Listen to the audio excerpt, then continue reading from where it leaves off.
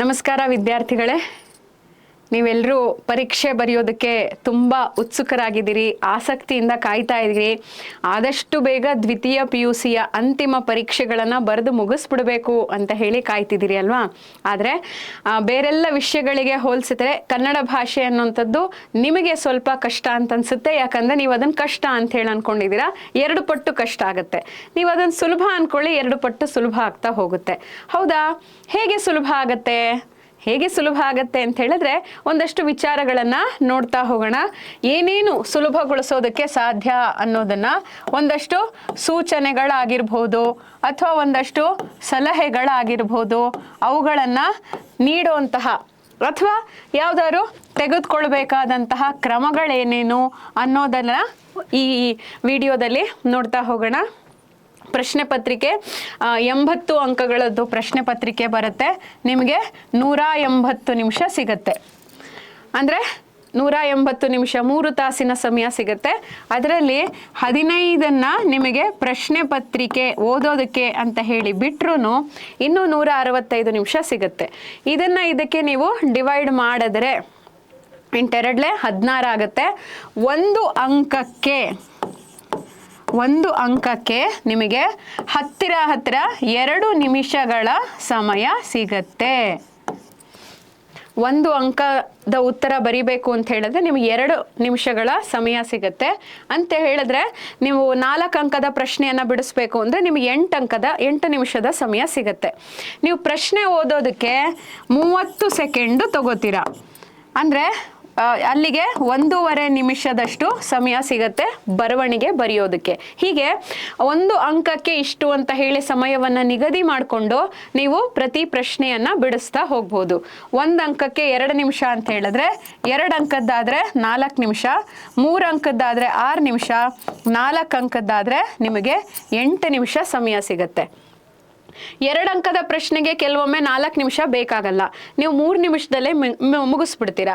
ಆಗ 1 ನಿಮಿಷ ಉಳಿತು ಅಂತ ಹೇಳಿದ್ರೆ ಅದನ್ನ ಇಲ್ಲಿಗೆ ಹಾಕೊಳ್ತಾ ಹೋಗ್ಬೋದು.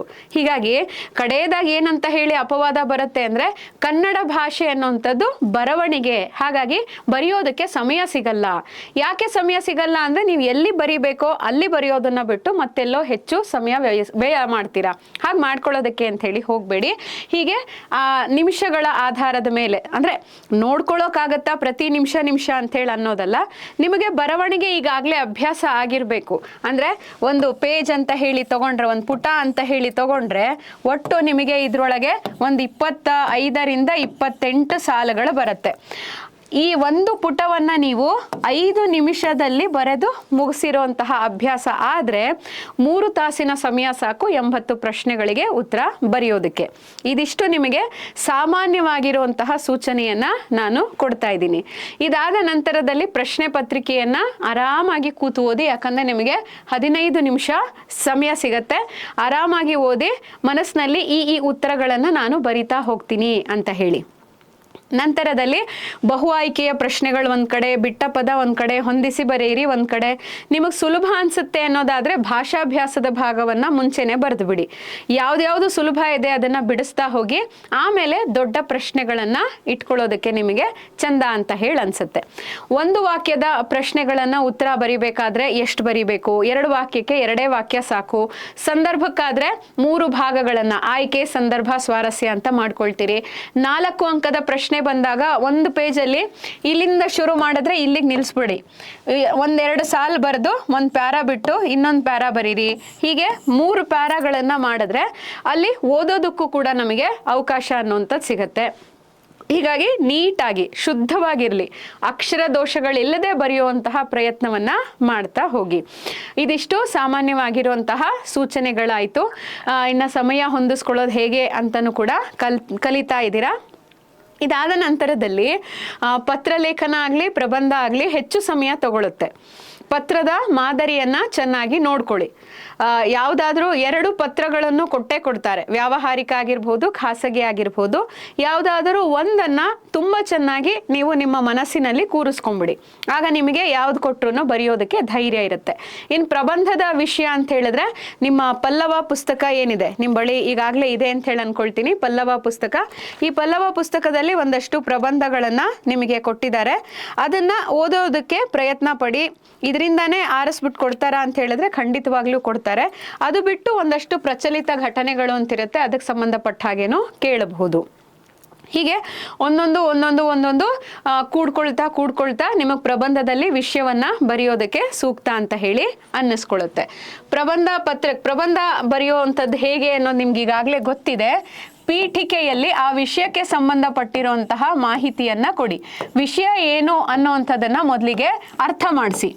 ಯಾವ್ದಾದ್ರು ವಿಷಯ ಆಗಿರ್ಬೋದು, ಮೂಢನಂಬಿಕೆ ಅಂತಲೋ, ದೇಶದ ಪ್ರಗತಿಯಲ್ಲಿ ಯುವ ಜನರ ಪಾತ್ರ ಅಂತಲೋ, ಕನ್ನಡ ಭಾಷೆಯನ್ನು ಅಭಿವೃದ್ಧಿಗೊಳಿಸುವ ಮಾರ್ಗಗಳು ಅಂತಲೋ, ಅಥವಾ ಜೈವಿಕ ಇಂಧನದ ಬಳಕೆ, ಹೀಗೆ ಬೇರೆ ಬೇರೆ ಯಾವುದೇ ಆಗಿರಲಿ ಆ ವಿಷಯ ಏನು ಅನ್ನೋದನ್ನ ನಮಗೆ ಅರ್ಥ ಮಾಡಿಸ್ಬೇಕಾಗತ್ತೆ. ವಿವರಣೆ ಅಂತ ಹೇಳಿ ಬಂದ್ರೆ ಈಗ ಜನಸಂಖ್ಯಾ ನಿಯಂತ್ರಣ ಅಂತ ವಿವರಣೆ ಬರಿಬೇಕಪ್ಪ. ಮೊದಲಿಗೆ ನೀವು ಜನಸಂಖ್ಯೆ ಅಂದ್ರೆ ಏನು, ಒಂದು ದೇಶದ ಜನಸಂಖ್ಯೆಯನ್ನ ಹೆಂಗೆ ನಿರ್ಧಾರ ಮಾಡ್ತಾರೆ ಅದೆಲ್ಲ ಬರೆದು ಬಿಡ್ತೀರಾ. ವಿವರಣೆಯಲ್ಲಿ ಏನು, ಜನಸಂಖ್ಯೆಯನ್ನ ನಿಯಂತ್ರಣ ಮಾಡಬೇಕು ಅಂದ್ರೆ ಮಾದರಿ ಜನಸಂಖ್ಯೆ ಅಂದ್ರೆ ಎಷ್ಟಿರಬೇಕು, ಅಂದ್ರೆ 1 ಚದರ ಕಿಲೋಮೀಟರ್ಗೆ ಎಷ್ಟು ಜನ ಇರಬೇಕು, ಆದರ್ಶ ಎಷ್ಟು, ಅದಾದ ಹೀಗೆ ಕೆಲವೊಂದು ಅಂಕಿ ಅಂಶಗಳನ್ನ ನೀವು ವಿವರಣೆಯಲ್ಲಿ ಬರಿಬೇಕಾಗತ್ತೆ. ಇನ್ನು ಪ್ರಚಲಿತ ಘಟನೆಗಳು, ಈಗ ಯಾವುದೋ ದೇಶದಲ್ಲಿ ಯುದ್ಧ ನಡೀತಾ ಇದೆ, ಅದು ನಮ್ಮ ಆರ್ಥಿಕತೆಯ ಮೇಲೆ ಹೇಗೆ ಪ್ರಭಾವ ಬೀರುತ್ತೆ, ಹಾಗಾಗಿ ಅಂಕಿಅಂಶಗಳ ಜೊತೆಗೆ ಆರ್ಥಿಕ ವ್ಯವಸ್ಥೆಯ ಮೇಲೆ ನೀವು ಕಣ್ಣಾಡಿಸ್ಬೇಕಾಗತ್ತೆ. ಅಂದ್ರೆ ವಿವರಣೆಯಲ್ಲಿ ಇದನ್ನೆಲ್ಲ ಬರಿಬೇಕಾಗತ್ತೆ. ಅಥವಾ ಅದಕ್ಕೆ ಸಂಬಂಧಪಟ್ಟಿರುವಂತಹ ಯಾವುದೋ ಒಂದು ಸನ್ನಿವೇಶದ ಉದಾಹರಣೆಯನ್ನ ನೀವು ಕೊಡಬಹುದಾಗತ್ತೆ. ಅದಾದ್ಮೇಲೆ ಯಾವುದೋ ಒಂದು ಘಟನೆ, ಅಂದ್ರೆ ಪ್ರಪಂಚದಲ್ಲೆಲ್ಲ ಆ ಥರದೊಂದು ಘಟನೆ ನಡೆದಿರುತ್ತೆ, ಅದರ ಉದಾಹರಣೆಯನ್ನ ಕೊಡಬೇಕಾಗತ್ತೆ. ಅಥವಾ ನೀವು ಬರೀ ಉದಾಹರಣೆಗಳನ್ನೇ ಬರೀಬಹುದು. ಹೀಗೊಂದು ನಡೀತಾ ಇದೆ ಅಂತ ಹೇಳಿ ಉದಾಹರಣೆಗಳನ್ನ ಉದಾಹರಿಸೋದಾಗ್ಲಿ. ಒಟ್ನಲ್ಲಿ ವಿವರಣೆ ಅಂತ ಹೇಳಿದ್ರೆ ಬರೀ ಶುಷ್ಕವಾಗಿರಿ ಒಣಗೋಗಿರುವಂತಹ ವಾಕ್ಯಗಳಲ್ಲ, ಅದ್ರೊಳಗೆ ಜೀವಂತವಾಗಿರುವಂತಹ ಯಾವುದಾದ್ರೂ ವಿಷಯಗಳನ್ನ ತಲುಪಿಸುವಂತಹ ಕೆಲಸ ಮಾಡಬೇಕಾಗತ್ತೆ. ಮುಕ್ತಾಯದಲ್ಲಿ ಏನ್ ಮಾಡ್ತೀರಿ ಅಂತ ಹೇಳಿದ್ರೆ ಯಾವುದಾದ್ರೂ ಒಂದು ನಿಮ್ಮ ಅನಿಸಿಕೆಯನ್ನ ಅದ್ರೊಳಗೆ ಬರಿಬೇಕು. ನಿಮಗೆ ಏನ್ ಅನ್ಸುತ್ತೆ ಆ ವಿಷಯದ ಕುರಿತು ಅಂಥೇಳಿ ನೀವೊಂದು ನಿರ್ಧಾರಕ್ಕೆ ಬರ್ತೀರಾ ಅಲ್ವಾ, ಆ ನಿರ್ಧಾರವನ್ನ ಮುಕ್ತಾಯದ ಹಂತದಲ್ಲಿ ಬರೆದ್ರೆ ಅಲ್ಲಿಗೆ ನಿಮಗೆ ಪ್ರಬಂಧ ಅನ್ನುವಂಥದ್ದು ಪೂರ್ತಿ ಅಂತ ಅನ್ನಿಸ್ಕೊಳ್ಳುತ್ತೆ. ಇನ್ನು ಪ್ರಬಂಧಕ್ಕಿಂತ ಮುಂಚೆ ಬರುವಂಥದ್ದು ಭಾಷಾಭ್ಯಾಸ. ಆ ಭಾಷಾಭ್ಯಾಸದಲ್ಲಿ ಮುಖ್ಯವಾಗಿ ನೋಡುವಂಥದ್ದು ನಾವು ಯಾವುದು ಅಂತ ಹೇಳಿದ್ರೆ ನಿಮ್ಮ ಪಲ್ಲವ ಪುಸ್ತಕದಲ್ಲಿರುವಂತಹ ವಿಷಯಗಳನ್ನು. ಪಲ್ಲವ ಪುಸ್ತಕದಲ್ಲಿ ಈಗಾಗಲೇ ನೀವೆಲ್ಲರೂ ಬರ್ದಿದ್ದೀರಾ ಅಂತ ಹೇಳಿ ಭಾವಿಸ್ತೀನಿ. ಸಮಾನಾರ್ಥಕ ಪದಗಳಿವೆ. ಪುಟ ಸಂಖ್ಯೆ 11ರಿಂದ ಶುರುವಾಗುತ್ತೆ. ಸಮಾನಾರ್ಥಕ ಪದಗಳನ್ನು ಬರೀರಿ.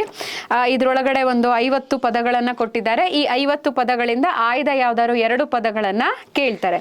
ಇನ್ನು ನಾನಾರ್ಥಗಳು, ನೀವು ಸಮಾನಾರ್ಥಕ ಪದಗಳು ಅಂತ ಹೇಳಿ ಕೊಟ್ರೆ ಅದಕ್ಕೆ 2 ಪದಗಳನ್ನ ಬರಿಬೇಕಾಗತ್ತೆ.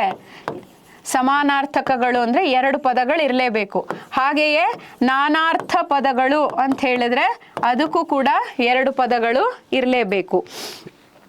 ನಂತರದಲ್ಲಿ ದೇಶೀಯ ಅನ್ಯ ದೇಶೀಯ ಪದಗಳು ಅಂತ ಕೇಳಿದ್ದಾರೆ. ನಾನು ಆಗ್ಲೇ ಹೇಳಿದ್ದೀನಿ, ಅನ್ಯ ದೇಶೀಯ ಪದಗಳನ್ನ ನೀವು ಬರಿಬೇಕು ಅಂತಂದ್ರೆ ಪಠ್ಯದಲ್ಲಿ ಬಂದಿರೋದನ್ನೇ ನೆನಪು ಮಾಡಿಕೊಂಡು ಬರೆಯೋದಕ್ಕೆ ಅಂತ ಹೇಳಿ ಪ್ರಯತ್ನ ಪಡಿ. ಇಲ್ಲೂ ಕೂಡ ಆ ಥರದ್ದನ್ನ ಕೊಟ್ಟಿದ್ದಾರೆ. ಮುಂದೆ ಬರುವಂಥದ್ದೇನು ಅಂತ ಹೇಳಿದ್ರೆ ತತ್ಸಮ ತದ್ಭವ. ತತ್ಸಮ ಅಂತ ಹೇಳಿದ್ರೆ ಇದು ಸಂಸ್ಕೃತದ ಪದ ಆಗತ್ತೆ. ತದ್ಭವ ಅಂತ ಹೇಳಿದ್ರೆ ಕನ್ನಡದ ಪದ ಅಂತ ಹೇಳಿ ಅನ್ನಿಸ್ಕೊಳ್ಳುತ್ತೆ. ಅಲ್ಲಿ ಏನ್ ಕೇಳಿದ್ದಾರೆ ನೋಡ್ಕೊಂಡು ಬರಿಬೇಕಾಗತ್ತೆ. ಅದಕ್ಕೂ ಕೂಡ ಅವಕಾಶ ಕೊಟ್ಟಿದ್ದಾರೆ, ಅದನ್ನು ನೀವೆಲ್ಲರೂ ಪೂರ್ತಿ ಮಾಡಿರ್ತೀರಿ.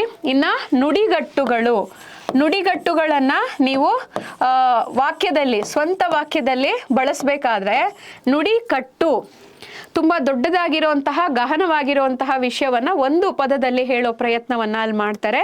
ಇಲ್ಲ ಅದಕ್ಕೆ ಅರ್ಥಗಳನ್ನು ಕೂಡ ಕೊಟ್ಟಿದ್ದಾರೆ. ಈಗ ನೋಡಿ, ಇಲ್ಲಿ ತಲೆದೂಗು ಅನ್ನೋ ಪದ ಕೊಟ್ಟಿದ್ದಾರೆ. ತಲೆದೂಗು ಅಂತ ಹೇಳಿದ್ರೆ ಏನ್ ಅರ್ಥ ಆಗತ್ತೆ? ಮೆಚ್ಚುಗೆಯನ್ನ ಸೂಚಿಸೋದು. ನನ್ನ ಅಂಕಗಳನ್ನು ನೋಡಿ ಅವನು ತಲೆದೂಗಿದ ಅಲ್ಲ, ಅಂಕಗಳನ್ನ ನೋಡಿ ತಲೆದೂಗಿದ ಹೌದು. ಅಥವಾ ಯಾವ್ದಾರು ಇವಾಗ ಪಂಡಿತ್ ಪಂಚಾಕ್ಷರಿ ಗವಾಯಿಗಳ ಸಂಗೀತವನ್ನ ಕೇಳಿದಂತಹ ಸಂಗೀತ ಪ್ರೇಮಿಗಳು ತಲೆದೂಗಿದರು. ಹೀಗೆ ದ್ವಿತೀಯ PUC ಮಕ್ಕಳಲ್ವಾ, ಆ ಹಂತದ ವಾಕ್ಯಗಳನ್ನ ನೀವು ಬರೆಯೋದಕ್ಕೆ ಪ್ರಯತ್ನ ಪಡಿ.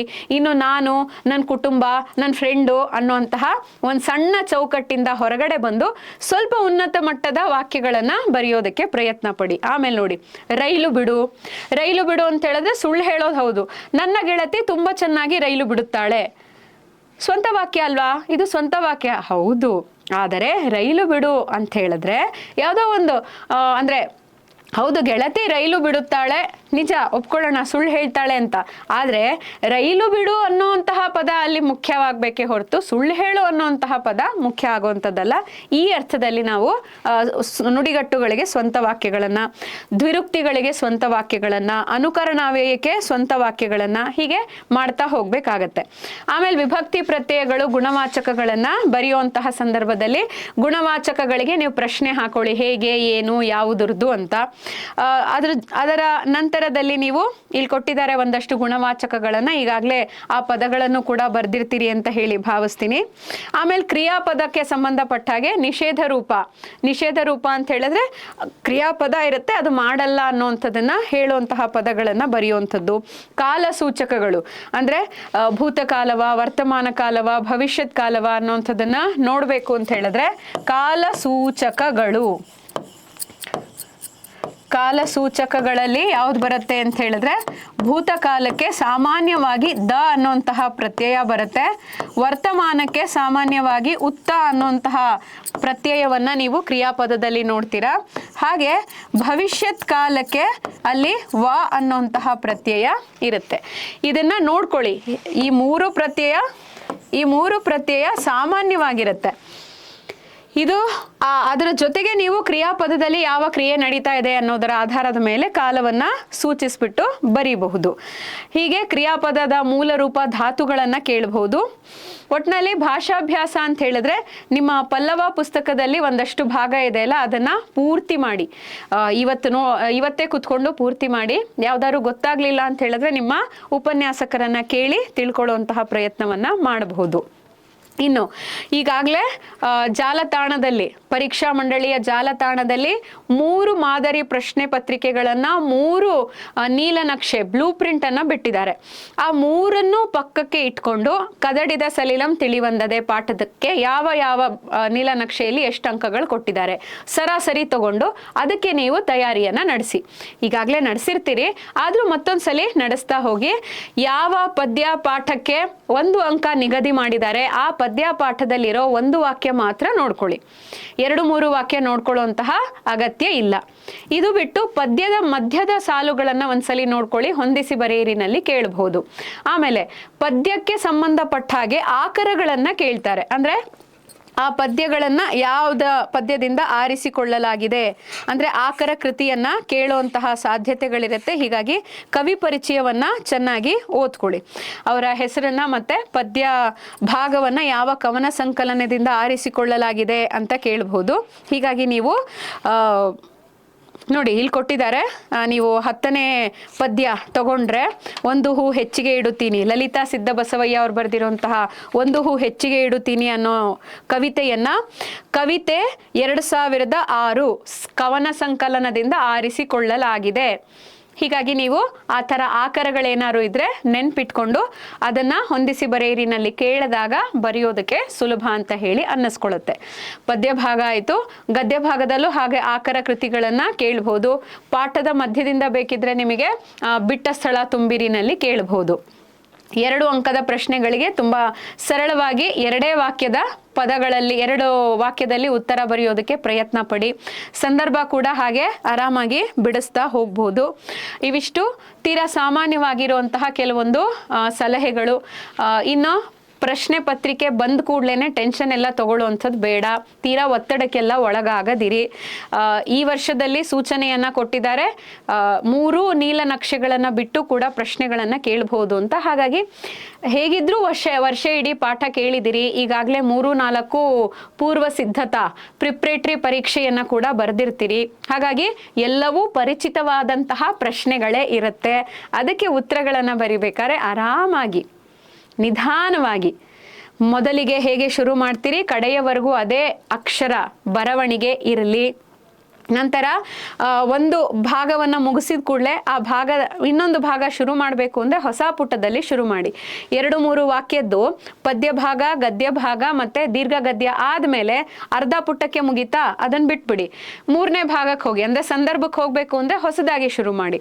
ಹಾಗೆ ಸಂದರ್ಭ ಮುಗೀತು ಅಂದ ಕೂಡಲೇ 4 ಅಂಕದ ಪ್ರಶ್ನೆಗಳಿಗೆ ಹೊಸದಾಗಿ ಶುರು ಮಾಡಿ. ಸಾಧ್ಯ ಆದರೆ ಎಕ್ಸ್ಟ್ರಾ ಕ್ವಶನ್ಸ್, ಹೆಚ್ಚುವರಿ ಪ್ರಶ್ನೆಗಳಿರತ್ತಲ್ಲ, ಅದನ್ನೂ ಕೂಡ ಬಿಡಿಸೋದಕ್ಕೆ ಪ್ರಯತ್ನ ಪಡಿ. ಯಾಕೆ ಅಂದ್ರೆ ಅಕಸ್ಮಾತ್ ಇಲ್ಲೆಲ್ಲಾದ್ರೂ 1 ಅಂಕ ಬಂದು ಅಲ್ಲಿ 2 ಅಂಕ ಬಂದಿದ್ರೆ ನಾವು ಇದನ್ನ ಎಕ್ಸ್ಟ್ರಾ ಅಂತ ಹೇಳಿ ಭಾವಿಸಿ ಅದನ್ನ ಅಂಕಗಳಿಗೆ ಪರಿಗಣಿಸುವಂತಹ ಪ್ರಯತ್ನ ಮಾಡ್ತೀವಿ. ಹಾಗಾಗಿ ಹೆಚ್ಚುವರಿ ಪ್ರಶ್ನೆಗಳನ್ನ ಬರೆಯೋದಕ್ಕೆ ಪ್ರಯತ್ನ ಪಡಿ. ಇನ್ನು ಯಾವ ಅಕ್ಕಪಕ್ಕದಲ್ಲಿ ಯಾರು ನನಗೆ ಹೇಳ್ಕೊಡ್ಲಿ ಅಂತ ಹೇಳಿ ನಿರೀಕ್ಷೆ ಇಟ್ಕೊಂಡು ಹೋಗಬೇಡಿ. ನೀವಾಯ್ತು, ನಿಮ್ಮ ಜಾಗ ಆಯಿತು, ನಿಮ್ಮ ಸುತ್ತಮುತ್ತ ಇರುವಂತಹ ಯಾವುದೇ ವಿಚಾರದ ಬಗ್ಗೆ ತಲೆ ಕೆಡಿಸ್ಕೊಳ್ಳುವಂಥದ್ದು ಬೇಡ. ತಲೆ ಬಗ್ಗಿಸಿ ಬರೆಯೋದಕ್ಕೆ ಶುರು ಮಾಡಿದ್ರೆ ಬೆಲ್ ಆಗ್ತಾ ಇರುತ್ತೆ. ಅರ್ಧ ಗಂಟೆಗೊಂದ್ಸಲಿ ಮುಗಿಯುವಂತಹ ಅರ್ಧ ಗಂಟೆ ಮುಂಚೆ ಒಂದು ಬೆಲ್ ಆಗುತ್ತೆ. ಹೀಗಾಗಿ ಅದ್ರ ಕಡೆ ಮಾತ್ರ ಗಮನ ಇರಲಿ. ಇನ್ನು ಯಾವುದರ ಕಡೆ ನಿಮ್ಮ ಗಮನ ಹೋಗದೇ ಇರೋ ಹಾಗೆ ಏಕಾಗ್ರ ಚಿತ್ತರಾಗಿ ನಿಧಾನವಾಗಿ ಸಾವರಿಸ್ಕೊಂಡು ಆರಾಮಾಗಿ ಉತ್ತರಗಳನ್ನು ಬರೆಯುವಂತಹ ಪ್ರಯತ್ನ ಮಾಡಿ. ಇದಿಷ್ಟು ಸಲಹೆಗಳಾಗಿತ್ತು. ಪರೀಕ್ಷೆ ತುಂಬ ಚೆನ್ನಾಗಾಗಲಿ ಅಂತ ಹೇಳಿ ಹಾರೈಸ್ತೀನಿ. ತುಂಬು ಹೃದಯದ ಹಾರೈಕೆಗಳು. ಕನ್ನಡ ಭಾಷೆ ಸುಲಲಿತವಾದಂತಹ ಭಾಷೆ, ಅಕ್ಷರ ದೋಷಗಳಿಲ್ಲದೆ ಬರೆದ್ರೆ ನಿಜವಾಗ್ಲೂ ನೀವು 80ಕ್ಕೆ 80 ಅಂಕಗಳನ್ನು ಪಡ್ಕೊಳ್ಬಹುದು. ಹಾಗಿದ್ರೆ ನಿಮ್ಮೆಲ್ಲರ ಪರೀಕ್ಷೆಗಳು ಚೆನ್ನಾಗಾಗಲಿ ಅಂತ ಹೇಳಿ ಹಾರೈಸ್ತೀನಿ. ಮತ್ತೆ ಸಿಗ್ತೀನಿ. ಧನ್ಯವಾದಗಳು. ನಮಸ್ತೆ.